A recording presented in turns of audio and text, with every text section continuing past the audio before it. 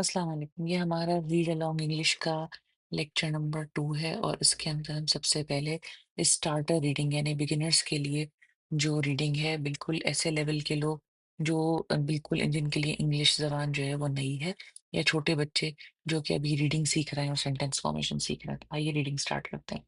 Fatima has a small garden behind her house, यानी फातिमा के घर के पीछे एक छोटा-सा गार्डन है। फातिमा के पास है एक छोटा-सा गार्डन पीछे अपने घर के। एवरी आफ्टरनून, कॉमा, हर दोपहर, शी वाटर्स द प्लांट्स, और वो पौधों में पानी डालती है।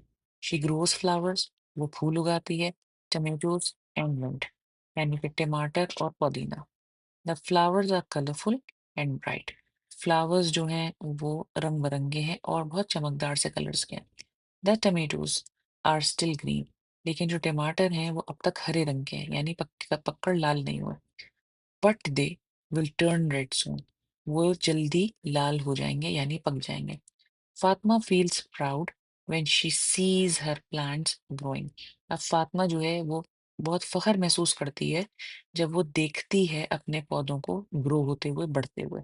अब फातिमा क्योंकि एक लड़की है इसलिए हम फील्स कह रहे हैं और सीज कह रहे हैं, वाटर्स कह रहे हैं।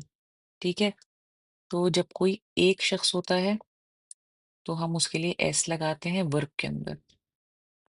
ठीक है ना, जैसे कि सीज है और वाटर्स है। अगर लोग ज्यादा होते हैं, मल्टीपल लोग होते हैं, एक से ज्यादा होते हैं, तो हम उनके लिए लगाते हैं सी, खाली वर्ब।